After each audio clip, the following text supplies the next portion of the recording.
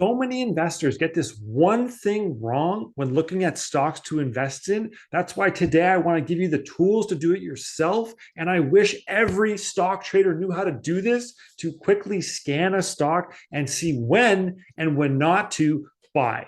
There are a couple main things you have to understand. And we're going to start with a technical analysis review on a stock. We're going to look at Nike right now because there are a couple different things we need to focus on specific to this company. Number one, the technical chart, the layout of the chart is super important. We're going to start right here, draw some trend lines in of areas of support and resistance. Number one, you go check the chart and understand what the stock is prepared to do, where it may or may not go. In this case, we've got an area of support building right around here at 117. Let's go right around there. We're going to touch as many candles as we can over here and as many as we can over here. So we've kind of hit it there 1, 2, 3, 4, 5, 6, 7 times here. So it's a good area of support when candles intersect that area and stop on that price point. We also have to look at some secondary kind of areas of support and resistance as well. We know that 117 is a good area there. We also have the bottom area here, the recent bottom. We'll put it down here right around 114 where it was at right over here. So that's kind of an area again of support at the bottom. Then going up higher, we're going to look at the next kind of level leg up. We're getting some resistance right there. We pop down below that. So there's 121 right there. But we also have to look at this. And this is a key point, is looking at trend lines. If we draw a trend line right now, we can draw it from this top candlestick right here. We're going to go down. And what we had before, from the little kind of tops we had there, we hit there, we extend this line out, extend, okay? And what we can see here, if we're touching all these top points, right? This blue line, let's make it yellow for you to make it easier to see. If we have the tops of these blue lines being touched there, and there, and there, and there again, and then there it broke through. Now it's gone through and past that. It's come back down a couple times here, and it's acted as support right around that 117 mark right there, but also again at about 118, 119 and change right here on March 22nd.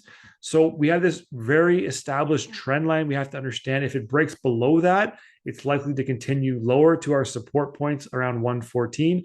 If it breaks above that and it actually holds here, you're looking at movement up towards 121 after maybe some consolidation, then beyond that up to maybe 125. So that's part one.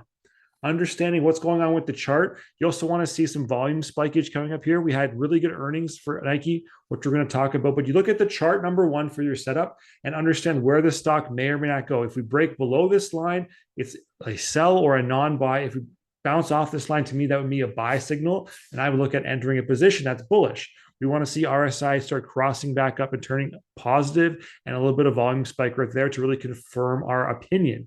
But the next part you have to go on to is the external news of what's going on with this stock right now. And this could be for any stock out there. You look at what's going on with Nike right now in the world. We have some major sporting events happening. We've got the NCAA tournament. We've got the women's Final Four as well. And we have major draws coming up in April as well. Maybe not so much WrestleMania, but you have the branding deals of the Masters. You've got the hockey tournaments. You've got some UFC stuff going on. These are massive sporting events that act to propel Nike stock up further. And when you combine this with the seasonality, which you guys have seen in previous videos, when you look at the sporting events that give it a boost and the uptick, and you can see the seasonality of Nike in March and April, right when that kind of March madness hits, when the NHL and NBA playoffs also start getting going here in April, it is a nice stream upwards normally for the seasonality for this stock. If we take this one step further, we can actually look at the consumer discretionary sector overall, because sometimes a stock will get lifted up if the sector that it's a part of is on a heater and it's a good time seasonality for the sector. Looking at consumer discretionary here, we can see again, boom, April is the big month. Beginning mid of March to April, to the end of April, there is a crazy run up for consumer discretionary, which Nike is a part of. So when you combine these two things, this is almost all three. You have one thing right here. We look at the chart, okay? Then we look at news and what kind of external factors could be pushing the stock one way or another. And we combine that with seasonality. We see that there's a great chance for profit. 75% of the time, the discretionary spending sector, consumer discretionary, goes up. 75% of the time, going back the last 20 years in the month of April, max return of 20%, worst return on record, negative 13% in 2022 of this year. So You have to understand that it's not always guaranteed, but is likely to do this. If this is the seasonality for the stock over the past 20 years, this is how it wants to act. Can we confirm this with other information? There's one more key piece here we have to understand and look at. What has Nike stock price been doing? It has been going in a upward kind of trend, then kind of back down. It's kind of been all over the place, but we had a good earnings beat right here on Q1 of 2023, and the earnings were far and away better than what they expected. So we have to break that down again a little bit. Then we look at the earnings report to see what actually happened. Well, we had three big things here. Demand was strong, so demand for the stock and for the product is good. We have inventory normalizing. So they bought a lot of sneakers and a lot of inventory, thinking that supply chain issues may be an issue moving forward. They weren't, but these levels are slowly being sold off and returning to normal, which is a good thing for the stock as well and for the company.